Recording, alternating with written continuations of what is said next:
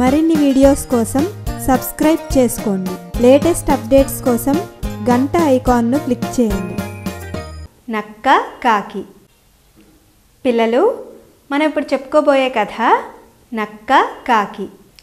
అనగనగా ఒకరోజు ఒక నక్కకు బాగా ఆకలేస్తుంది. అది ఆహారం కోసం వెతుకుతూ అడవిలో తిరుగుతూ ఉంది. అప్పుడు దానికి ఒక చెట్టు మీద ఉన్న కాకి నోటిలో రొట్టె ముక్క ఉండడం కనిపించింది. అప్పుడు నక్క అనుకుంది, ఎలా అయినా ఈ రొట్టె ముక్కను నేను సాధించుకోవాలి అనుకుంది. అప్పుడు నక్క కాకితో ఇలా అంది, కాకి బావా, నువ్వు చాలా అందంగా ఉన్నావు. నీ గానం కూడా చాలా బాగుంటుందని నేను విన్నాను. నా కోసం ఒక్క పాట పాడవా అని అడిగింది. అప్పుడు కాకి, ఆహా, నేను ఇంత అందంగా ఉన్నానా, ఇంత బాగా పాడతానా అనుకొని పొంగిపోయి పాట పాడడానికి నోరు తెరిచింది. నోరు తెరవగానే నోట్లో ఉన్న రొట్టె ముక్క కింద పడిపోయింది. కింద పడిపోయిన రొట్టె ముక్కను తీసుకొని నక్క పారిపోయింది.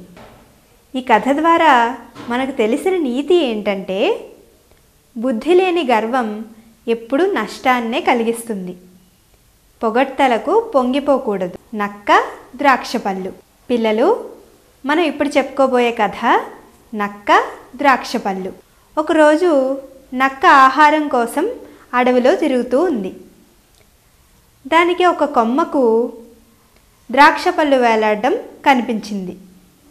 అప్పుడు నక్క అనుకుంది, అబ్బా, ఈ ద్రాక్ష పళ్ళు ఎంత తీయగా ఉంటాయో, నేను వీటిని ఎలా అయినా తినాలి అని అనుకుంది.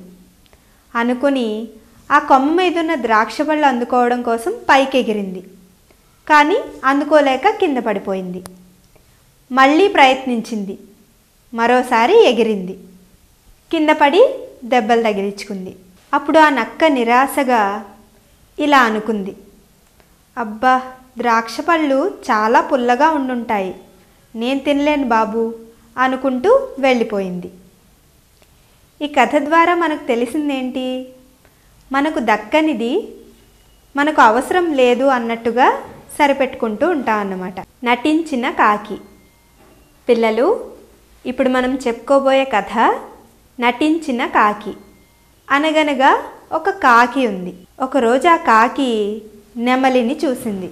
నెమలిని చూసి అనుకుంది, నేను కూడా దీనంత అందంగా ఉంటే బాగుండేది అనుకుంది. అప్పుడు కొన్ని నెమలికలను చేర్చి తన ఒంటికి అతికించుకుంది. అది చూస్తే వింతగా కనిపించింది. గర్వంగా ఉన్న ఆ నెమలి కాకిని చూసి, ఆ బుద్ధి లేని కాకి నా అంత అందంగా ఉన్నాననుకుంటుందా అనుకుంటూ వెళ్ళిపోయింది. ఎప్పుడూ తనతో స్నేహంగా ఉండే వేరే కాకులన్నీ కూడా ఆ కాకిని పట్టించుకోవడం మానేశాయి. దాంతో ఆ కాకి తనెంత తప్పు చేస్తోందో అర్థమైంది.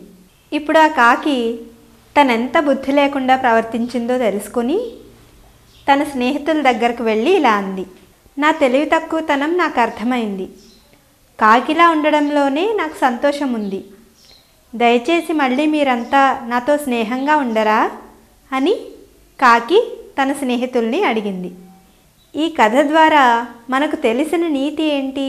మనం మనలా ఉండడంలోనే తృప్తి చెందాలి. మీకు ఈ వీడియో నచ్చినట్లయితే లైక్ బటన్ని క్లిక్ చేయండి. మీ అభిప్రాయాలను కామెంట్ బాక్స్లో రాయండి. మరిన్ని అప్డేట్స్ కోసం సబ్స్క్రైబ్ బటన్ని క్లిక్ చేయండి.